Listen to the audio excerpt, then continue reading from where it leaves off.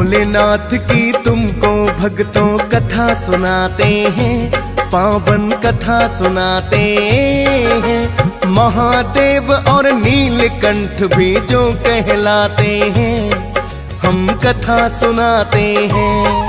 हम भोलेनाथ की तुमको भक्तों कथा सुनाते हैं, पावन कथा सुनाते हैं। महादेव और नीलकंठ भी जो कहलाते हैं, हम कथा सुनाते हैं।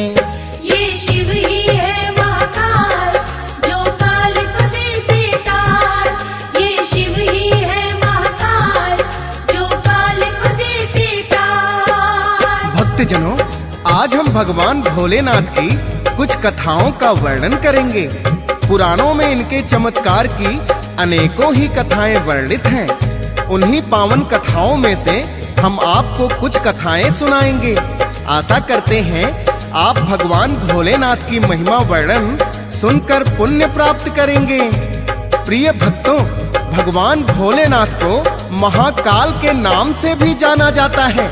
कहते हैं भगवान भोलेनाथ के महामृत्युंजय मंत्र का जाप आए हुए काल को भी टालने में सक्षम है। इसी प्रकार की एक कथा का हम सर्वप्रथम वर्णन करते हैं। तो चलिए सुनते हैं भगवान भोलेनाथ की ये चमत्कारी कथा।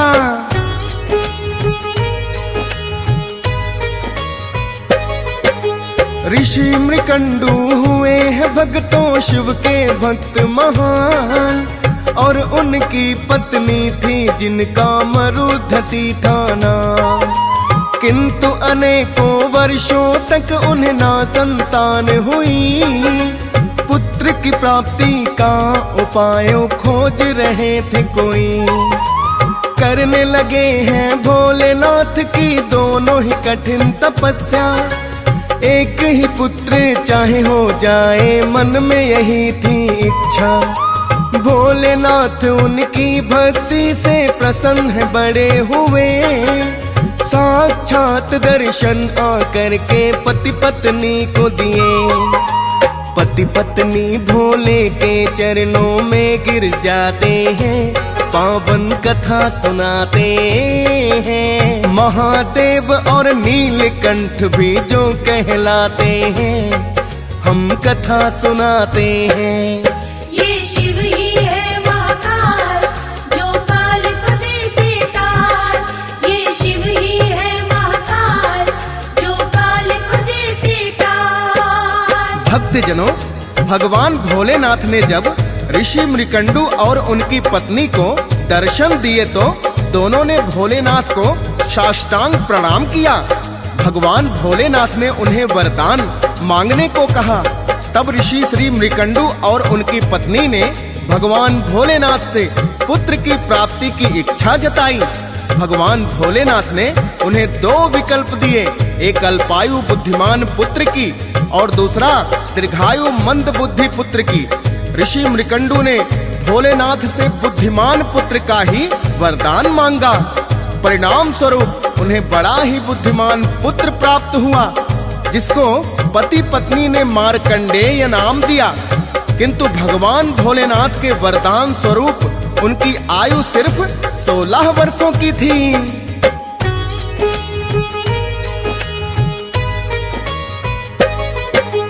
भोलेनाथ ने दिया वरदान तो असर दिखाया है, पर अल्पायु पुत्र ऋषि मृकंडू ने पाया है।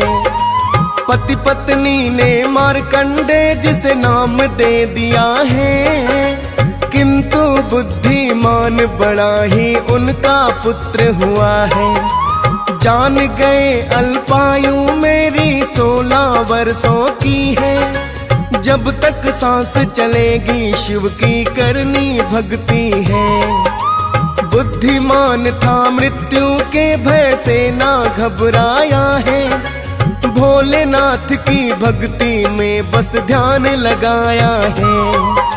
16 वर्ष फिर धीरे धीरे बीत ही जाते हैं, पावन कथा सुनाते हैं। महादेव और नीलकंठ भी जो कहलाते हैं, हम कथा सुनाते हैं।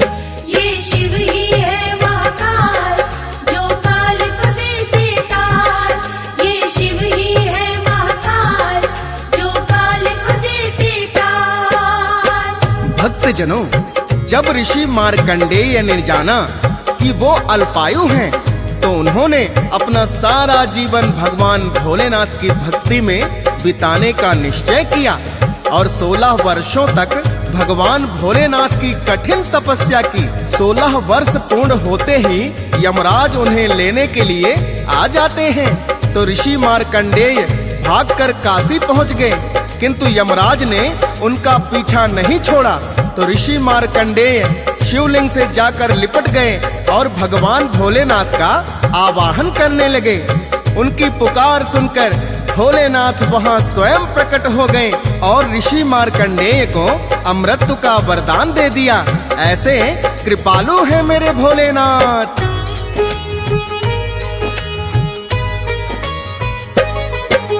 जो अल्पायु थे उनको भी अमर कर दिया है। भोलेनाथ की उन पर भक्तों ऐसी हुई दया है। ऋषि मार्कंडेय को यम भी ले जा नहीं सकते हैं। क्षमा याचना यम भी भोलेनाथ से करते हैं।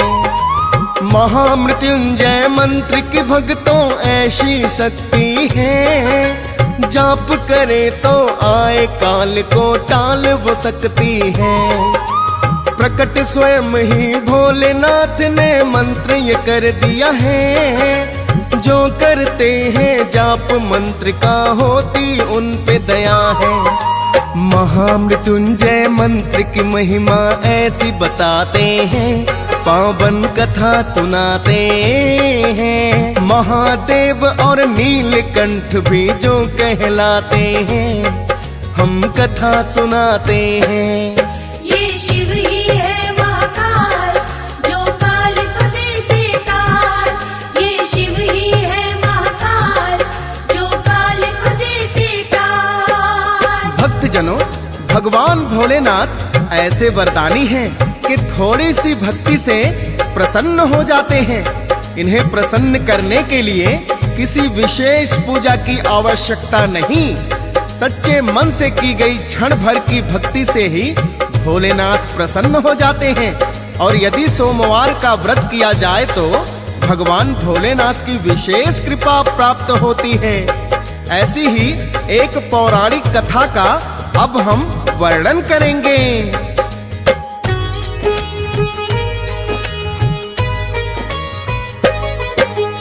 किसी समय में एक साहूकार है शिव का भक्त हुआ, पर संतान की प्राप्ति का नहीं सुख उसे प्राप्त हुआ। सच्चे मन से करता था वो शिव की ही आराधना।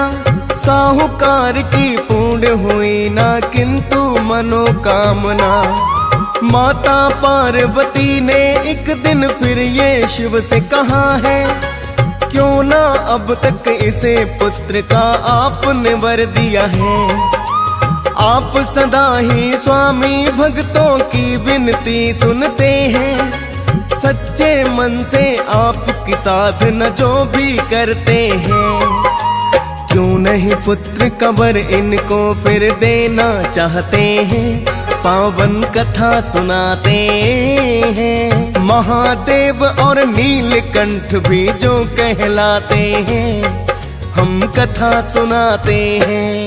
ये शिव ही है महाकाल, जो काल को देते टाल। ये शिव ही है महाकाल, जो काल को देते टाल। भक्तजनों, माता पार्वती की बात सुनकर भोलेनाथ कहने लगे, हे देवी, संसार में हर प्राणी को अपने कर्मों का फल भोगना पड़ता है। जिसके भाग्य में जो होता है वही उसे प्राप्त होता है। किंतु माता पार्वती कहने लगी, हे भोलेनाथ, आपको इसकी इच्छा पूर्ण अवश्य करनी चाहिए। माता पार्वती की विनती पर भगवान भोलेनाथ उस साहूकार को पुत्र प्राप्ति का वरदान दे देते हैं, किंतु साथ में ये भी कहते हैं कि इसकी आयु सिर्फ 12 वर्ष होगी। साहूकार माता पार्वती और भगवान भोलेनाथ के वार्तालाप को सुन रहा था, अतः वो ना तो बड़ा ही प्रसन्न हुआ और ना ही दुखी। पहले की भांति शांत चित्त होकर भोलेनाथ की भक्ति में लगा रहा।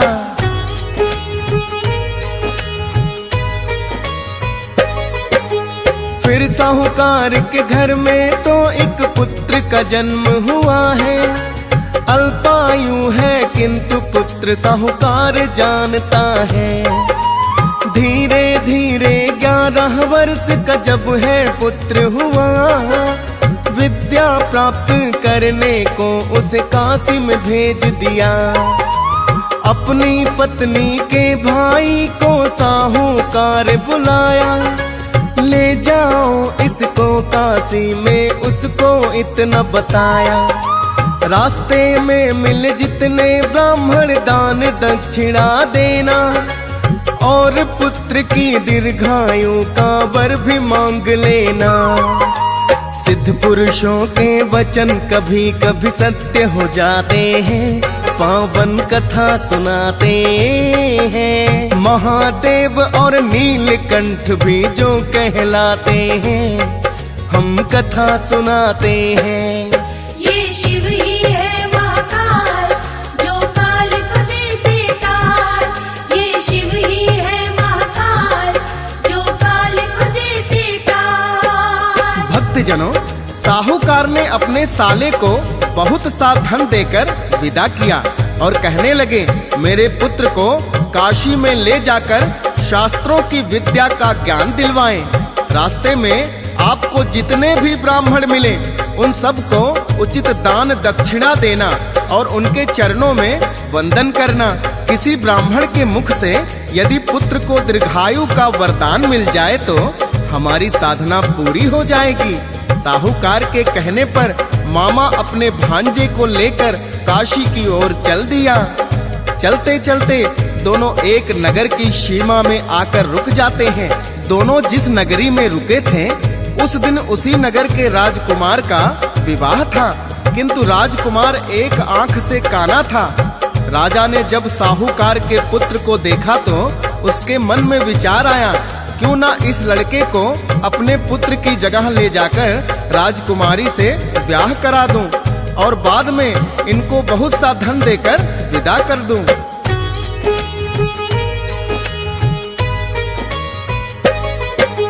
साहूकार के पुत्र को राजा ने बुलवाया है और दूल्हे का वेश पुत्र की जगह बनाया है। राजा ने तो उनको सारी बातें बताई है, राजकुमारी की शादी धोखे से रचाई है। साहूकार के पुत्र में लेकिन ईमानदारी है, दुल्हन की चुनरी पर बातें लिख दी सारी है। और दुल्हन ने लिखा हुआ संदेश पढ़ लिया है, राजकुमार के संग जाने से उसने मना किया है। खाली हाथ ही सब बाराती लौट के आते हैं, पावन कथा सुनाते हैं। महादेव और नीलकंठ भी जो कहलाते हैं, हम कथा सुनाते हैं। ये शिव ही है महाकाल, जो काल को देते टाल। ये शिव ही है महाकाल, जो काल को देते टाल। भक्तजनों, जब राजकुमार की जगह साहूकार के पुत्र को राजकुमारी से शादी के लिए फेरों पर बैठाया तो साहूकार के पुत्र ने दुल्हन की चुनरी पर लिख दिया कि तुम्हारा पति तो एक आंख से काना है और मुझे बलपूर्वक राजा ने अपने पुत्र की जगह बैठा दिया। जब दुल्हन ने अपनी चुनरी पर लिखी बातें पढ़ी तो वो सब कुछ जान गई। उसने अपने पिता को सारी बातें बताई। जब बात सामने आ गया तो बारात को खाली हाथ ही वापस लौटना पड़ा।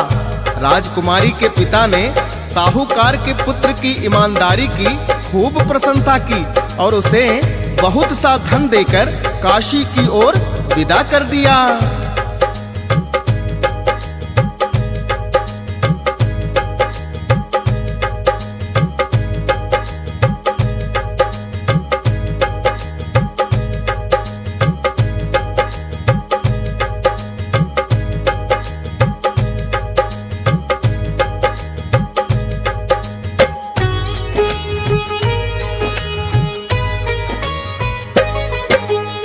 मामा भांजा दोनों काशी नगरी में आए हैं और यज्ञ के लिए अनेकों पंडित बुलवाए हैं। जानते थे कि 1 वर्ष का समय है उनके पास, दीर्घायु के लिए यज्ञ वो करवाने लगे खास। यज्ञ हुआ संपूर्ण तो फिर पूर्ण आहुति दी, 1 वर्ष की जो सीमा थी वो भी बीत गई। साहूकार का पुत्र ये मामा से कहने लगा है, ना जाने मामा मेरा सर क्यों चकरा रहा है। इतना कहते ही प्राण पखेरु भी उड़ जाते हैं, पावन कथा सुनाते हैं। महादेव और नीलकंठ भी जो कहलाते हैं, हम कथा सुनाते हैं। ये शिव ही है महाकाल, जो काल को देते टाल। ये शिव ही है महाकाल, जो काल को देते टाल। भक्तजनों, 12 वर्षों का समय पूर्ण होते ही साहूकार के पुत्र की मृत्यु हो गई। उसके मामा अपने मृत भांजे को देखकर जोर जोर से विलाप करने लगा। उसका विलाप सुनकर माता पार्वती को बड़ी ही दया आई और कहने लगी, हे नाथ, आपको साहूकार के पुत्र के प्राण लौटाने होंगे, वरना इसका मामा विलाप करते करते अपने प्राण त्याग देगा। भगवान भोलेनाथ को माता पार्वती की बात माननी पड़ी और साहूकार के पुत्र को प्राण वापस लौटा दिए।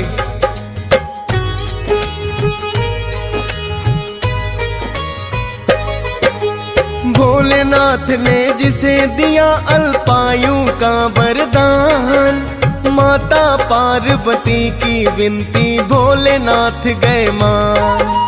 आई हुई मृत्यु को भी भोले ने टाल दिया है, अल्पायु को भोलेनाथ ने दीर्घायु किया है। और दर्शन भी मामा भांजा दोनों को दिए हैं, दर्शन पाकर भोलेनाथ के प्रसन्न बड़े हुए हैं। भाग्यशाली है स्वयं ही भोलेनाथ जो हमसे मिले, बोला मामा अब तो अपने नगर की ओर चले। प्रस्थान फिर अपने नगर में वो कर जाते हैं, पावन कथा सुनाते हैं। महादेव और नीलकंठ भी जो कहलाते हैं, हम कथा सुनाते हैं। ये शिव ही है महाकाल, जो काल को देते टाल। ये शिव ही है महाकाल, जो काल को देते टाल। भक्तजनों, जब मामा और भांजा दोनों अपने नगर की ओर चले तो रास्ते में वही नगरी पड़ती थी जिस राजा की कन्या का साहूकार के पुत्र से विवाह कराया था। राजा उनको देखते ही पहचान गया और अपने राजमहल में ले गया। राजकुमारी ने अपने पिता को कहा कि मेरा विवाह तो इस साहूकार के पुत्र के साथ ही हुआ, क्यों ना आप मुझे प्रसन्नता पूर्वक इसके साथ विदा कर दें। राजा अपनी कन्या की बात को सहर्ष स्वीकार कर लिया।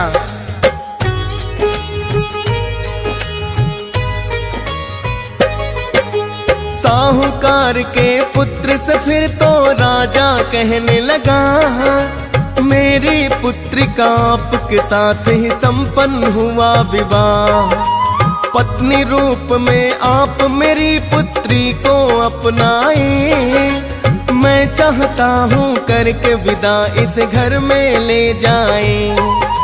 राजा ने जो विनती की तो उसने मानी है, साहूकार के पुत्र की फिर वो बन गई रानी है। राजा ने अपनी कन्या को बहुत सधन है दिया, धूमधाम से राजकुमारी को है विदा किया।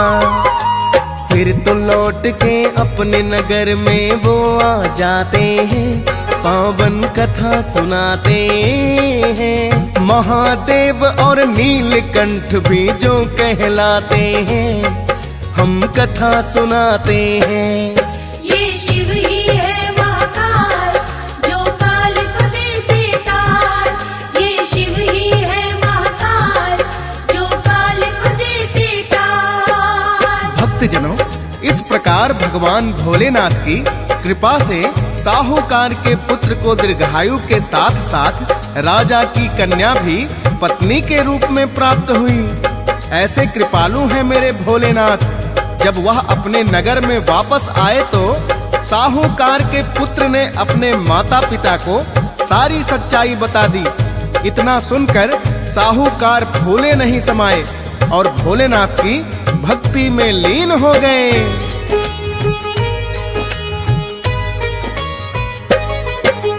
भोलेनाथ ने ऐसी उन पर कृपा बरसाई, दीर्घायु भी साहूकार के पुत्र ने है पाई। भोलेनाथ तो सदा भक्तों पर कृपा करते हैं, सच्चे मन से जो भी इनका नाम सुमिरते हैं।